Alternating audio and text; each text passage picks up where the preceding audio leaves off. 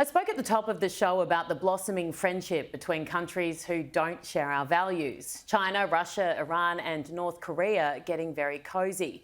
Joining me now is Liberal Party Defence and National Security Policy Chair Lincoln Parker. Lincoln, great to see you as always. G'day. Now, the PM has formally accepted this invitation from China.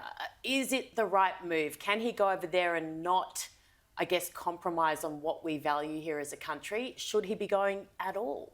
No, I don't think so. It's the appearance of him being summoned by President Xi Jinping to come to Beijing, and he just accepts it. So it looks like he's prostrating himself in front of the Chinese, considering we've got imprisoned Australians over there. We've got Chang Lei, a journalist who's been in prison now for 3 years without charge. She hasn't been able to see her kids.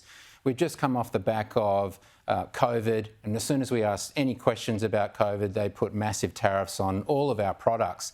And so to me, it kind of looks like, well, why wouldn't you have come to an agreement and said, righto, let our people go free, take off the illegal tariffs, and let's have a chat about this in a neutral country like Singapore if you don't want to come to Sydney. I get your point, absolutely, but I guess the counter to that would be, if I was Cheng Li's family, I would want him to be doing everything possible. And nothing's worked thus far. Is him going over there and starting a dialogue, building a relationship, going to help in those areas you just mentioned? Well, if you know anything about the Chinese Communist Party, I would have to say no, because they always operate from a standpoint of bullying as much as they can and holding on to whatever leverage they can. And so, again, this is just an appearance of him calling the shots and our Prime Minister jumping to his tune, which makes him look weak. Yeah, OK, take a look at this on 2GB today. Bill Shorten made this point. It'll come up on your screen in just a moment. Scott Morrison saying that our Prime Minister shouldn't meet with the President of China is just stupid. Now, I spoke to the former Prime Minister this afternoon. He sent me this statement, and it says in part, have noticed people getting a bit excited about what I said in the party room about China visit. He says the point is my comments were made before any announcement of PM accepting the invitation. Whether he goes or not is up to him, but whether he should go can only be judged by whether it aids Xi Jinping's standing and erodes the hard-won gains of Australia in standing up to Xi's coercion.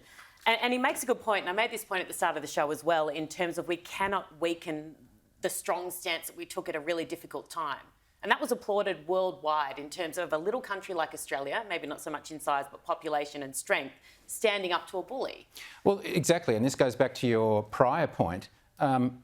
The thing is that COVID killed millions worldwide, and all Australia did at the time was ask for some details so that we could prevent any more deaths occurring in not just in Australia, but worldwide as well. So just give us some more information about this virus that you've either created in a lab or whatever.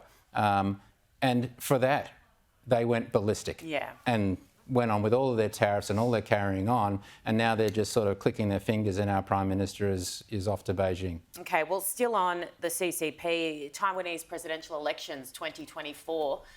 What does that mean, do you think, in regards to China's ambition to take back, as they call it, Taiwan? And then what does that mean, I guess, in a larger sense for us here in Australia? Well, it's interesting because the Vice President, Mr. Lai, is well ahead in the polls. He's very impressive. He speaks very well. Well, he's a Democrat. He's pro-freedom. He has said all along, just as the government, which is the DPP, the Democratic Progressive Party, which he's a member of, have said that they do not want to secede completely and become a completely independent country. They've never said that. He has actually very articulately stated that he wants the status quo to remain. But even though he has said that, China is completely painting him as a secessionist. And so this is really worrying for the world, and particularly for Taiwan and us and everybody in the region, because these elections are coming up in January of 2024.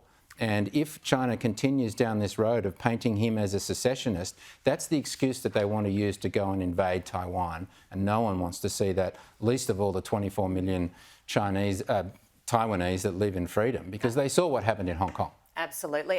Very quickly, a shipment of firearms has caused a bit of controversy. Tell me about that before I let you go. Yeah, so Solomon Islands. Last March, we saw a shipment of Chinese weapons delivered to the Solomon Islands. They said that they were dummies, that they were replicas. We've now found that US diplomats have sent cables saying that, well, in fact, they're not replicas, they're the real deal. So one day Australia and the rest of the world could wake up with Chinese military right on our doorstep in the Solomon Islands, and it's rather worrying. That is more than rather worrying. That's a terrifying prospect. Lincoln Parker, brilliant as always. Thank you so much for your time. Thanks, Erin.